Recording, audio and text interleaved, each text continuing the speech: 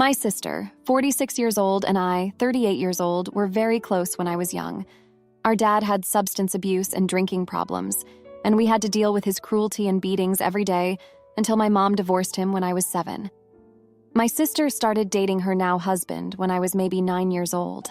When I was 12, my future brother-in-law would make comments about my body, primarily my chest, since it was large for my age and weight.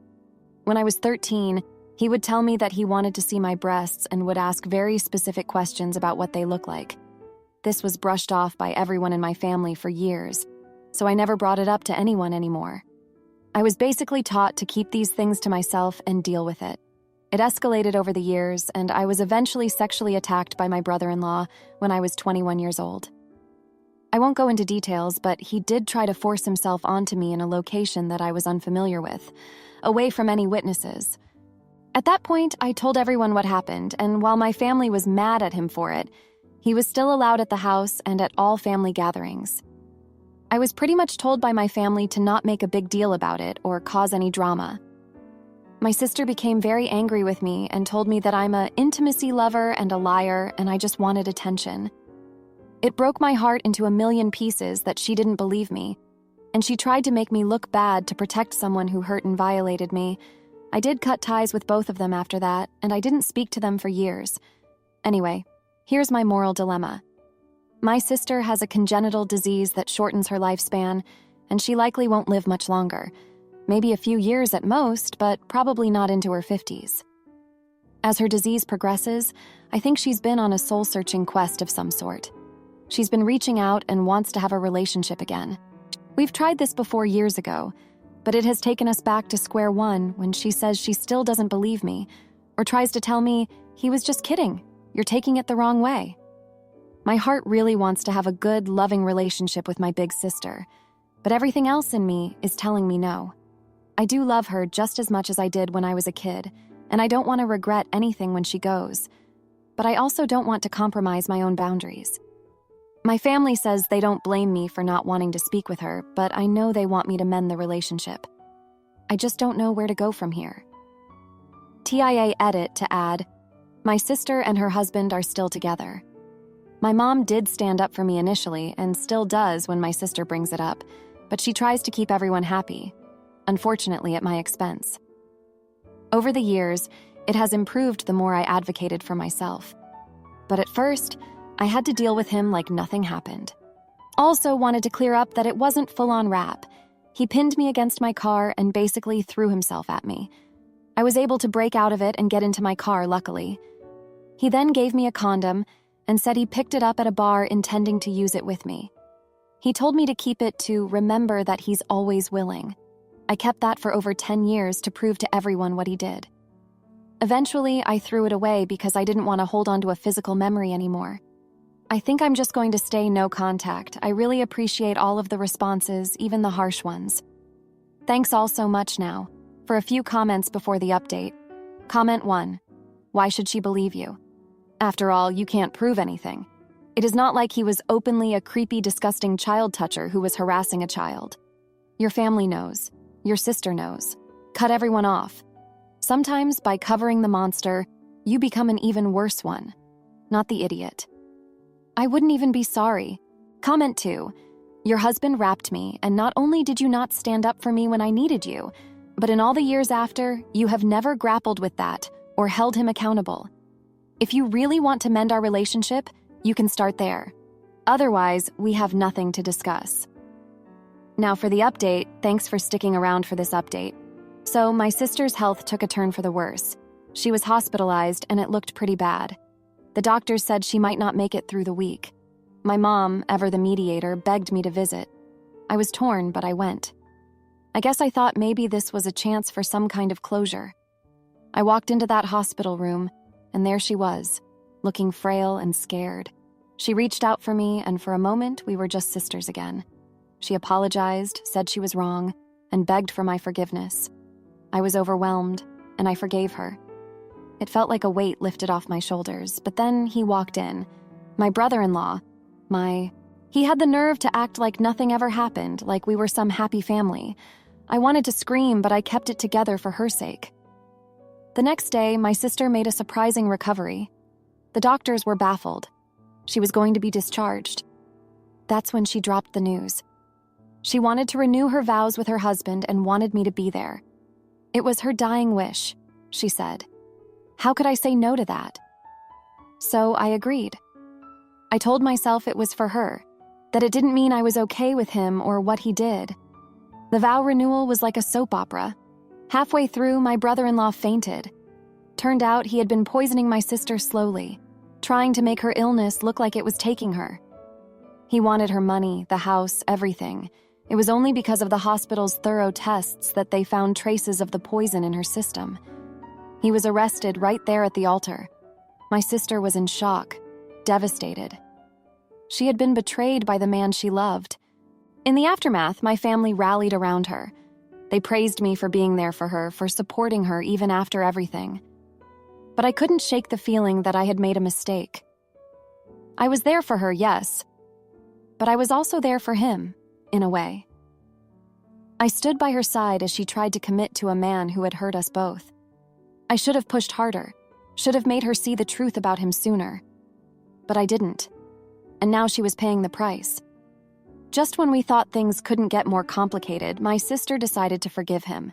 She believed his sob story about being desperate for money and not wanting to actually unalive her, just make her sick enough to control her. She refused to testify against him, and without her cooperation, the case fell apart. He walked free. My family was divided, some siding with her, others with me, angry that he got away with it. I was furious, not just at him, but at her too. I felt betrayed all over again.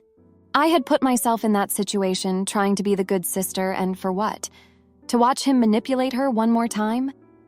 I should have stayed away, should have protected myself. But I didn't. And now I was back in this mess. I'm trying to move on, to put this behind me, but it's hard. I keep thinking about all the what-ifs. What if I had refused to go to the hospital? What if I had spoken up during the vow renewal? What if I had never forgiven her in the first place? I guess I'll never know. Thanks for reading this mess of an update. My girlfriend cheats after 6 years together. So I pay off her debts and let her stay only to catch her betraying me again, and I ensure she faces the full force of the law. So I have been with my ex, Laura, for 6 years, and we were living together for 3. Our relationship was amazing from my point of view. We were deeply in love, romantic with each other, had arguments, even heated ones, but we always solved everything by talking to each other, so really no problems until 2 weeks ago.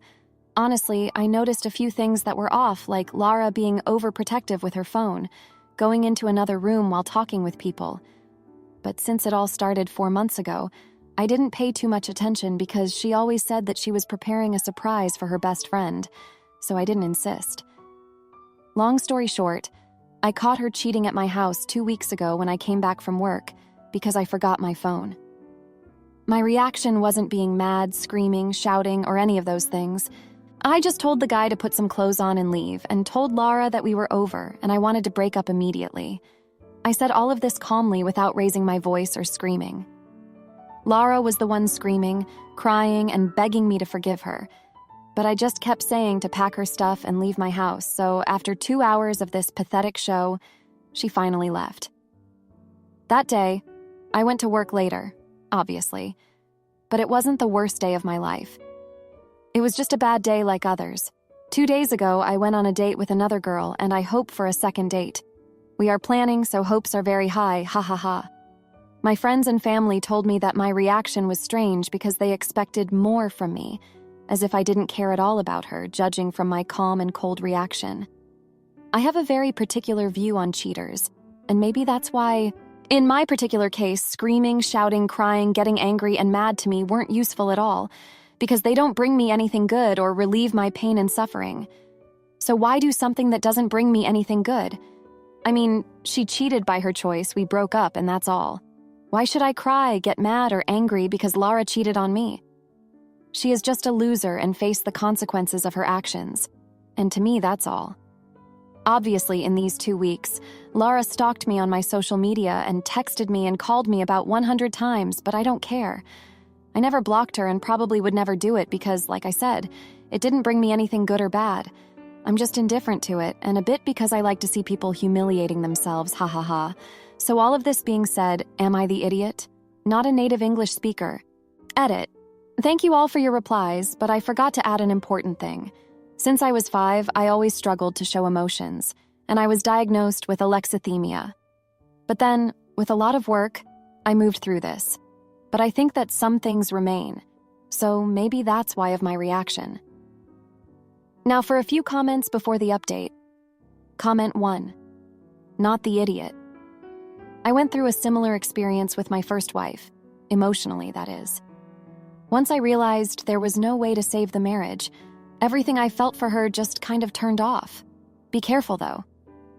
My anger and grief over it eventually bubbled up, and I ended up crawling into a bottle for a couple of years. So I strongly recommend you see a therapist to help process what happened to you and heal from it. Stay safe, OP. Comment 2. Do I think your reaction is weird? Yes. Do I think you're the jerk? No. Your parents are wondering why you're not mourning the relationship to some degree. It's like you've highly compartmentalized it, more so than I've heard anybody else ever. Well, as long as you're not a psychopath, all is well. Now, for the update. Thanks for sticking around. Well, things took a turn. Remember Laura? She managed to weasel her way back into my life, but not in the way you might think. So a month after the whole cheating fiasco, I got a call from the hospital. Laura was in a bad car accident. I don't know why they called me. Maybe I was still listed as an emergency contact. Despite everything, I went. There she was, all bandaged up, looking small and fragile in that hospital bed. Turns out she had no one else. Her family was out of the picture, and her friends had turned their backs after what she did to me. I felt something then, not sure what, but I stayed. While she was recovering, I found out she was in deep trouble. Debt, mostly, and not just credit cards. She got mixed up with some shady people. They were the ones she was always whispering to on the phone, not planning any surprise. She owed them a lot of money, and they weren't the type to just let it slide. I don't know why, but I paid it off. Maybe I wanted to protect her, or maybe I just wanted to protect myself from them coming around.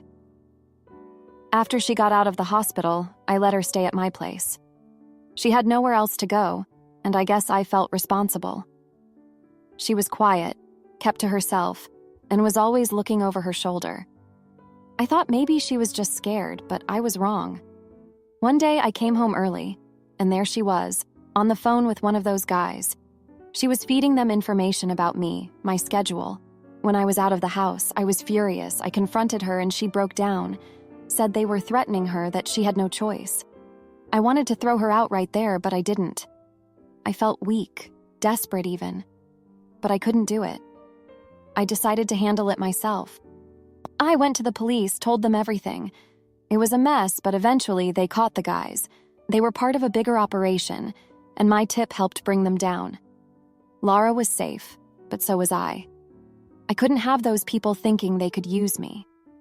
Laura tried to apologize, said she never meant to hurt me, that she was just trying to survive. I didn't want to hear it, but I didn't kick her out either. I let her stay until she found a place of her own. I don't know if it was the right thing to do, but it's what happened. She's gone now, living somewhere else in the city. I still see her around sometimes, and it's like we're strangers. Maybe we always were.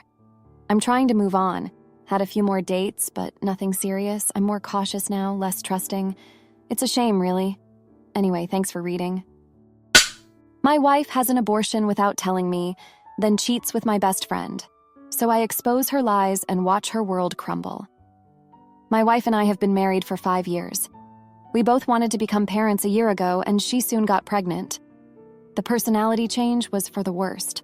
Apart from the physical ailments, she started becoming extremely irritating, started resenting me for not being the one who's pregnant, would snap at me if I didn't do things the way they should be done, make unreasonable demands for food cravings in the middle of the night, and a bunch of other things. She started berating me, and one day I took a stand for myself and called her out for her BS and toxicity and emotional abuse, and told her that I am disappointed in her and didn't think she's the right woman to carry and raise my children with me. I don't think I regret saying this because I was very angry at the time, but I was willing to forgive her for all that she put me through if she genuinely tried to make amends. This broke her, and she retreated far back and would not complain anymore. I thought things were good. We wouldn't talk much, but I thanked God every day that I didn't need to put up with her nonstop drama anymore. A few weeks later, she unilaterally decided that the fact that I said I didn't want her to be the mother to my children, she's getting a baby unaliving. I told her that this wasn't necessary, as I don't think that anymore, as her behavior has improved a lot, and we can go to marriage counseling to figure out our problems and keep doing better. She simply said that my words stuck with her and she's getting the surgery done, and that I don't get to have a say at all in what she does with her body. I was extremely sad and hurt that that's the conclusion she drew, and told her I won't support her to do something I didn't want. I told her this would be betrayal in my eyes. When she got the procedure done, her sister was there with her and came home. She was regretting her decisions and pleaded and cried and said I was right. I didn't support her through the recovery, as she didn't take my feelings into consideration at all. I wanted to be a dad and she didn't care, and went ahead with the baby unaliving out of pettiness and vindictiveness to show me I have no control over the situation whatsoever. I didn't tend to her. I didn't cook food for her as she was recuperating, because I hated her for what she did. She got individual counseling with a psychiatrist done after the baby unaliving, and it was diagnosed that she was having a mental break when she got the procedure done. It was unfortunate that we didn't know earlier. I think she's reasonably healthy now, but I can't find it in myself to forgive her. It's been several months now, and she still regrets getting the baby unaliving done. However, I refuse to forgive her and trust her anymore. She cries to me every few days about wanting to become a mom, but I don't even look at her. She paints herself as this pathetic, wounded animal when she's the one being unpleasant all around. Am I the idiot? Now for a few comments before the update. Comment 1. Just get divorced. If you can't forgive her or trust her, there's no reason to remain married. There is no requirement for you to forgive or forget this, but neither of you should remain in this awful train wreck of a marriage. Comment 2.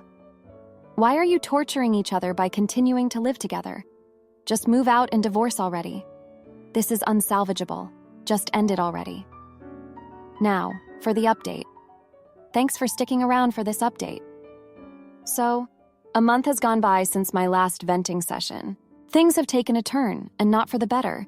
Remember how I said my wife was regretting the baby unaliving? Well, turns out that was just the tip of the iceberg. Her sister, the one who was with her during the procedure, has been coming around a lot more often.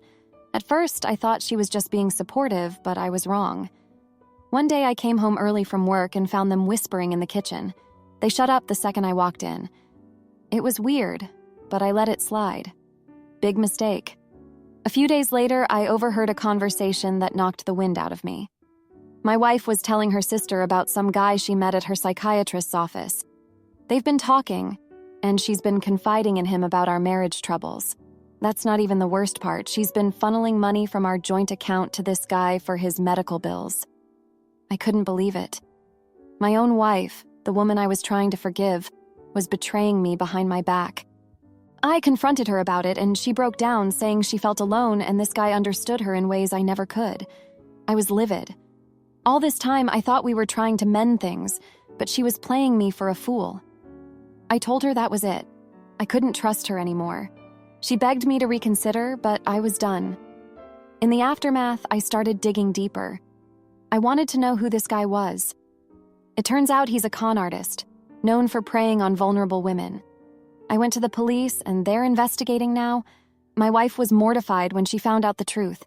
She had been manipulated, and so had I. But I couldn't find any sympathy for her. She made her bed. Just when I thought things couldn't get any more complicated, her sister dropped another news. She's been seeing my best friend behind my back, the same friend who'd been consoling me through all of this. I was floored, betrayed by my wife and backstabbed by my best friend. It felt like everyone was out to get me. I've been trying to pick up the pieces of my life, but it's hard. I'm dealing with the fallout of my wife's actions, the betrayal of my friend, and the fact that I'm still not a father. It's a mess, and I'm right in the middle of it.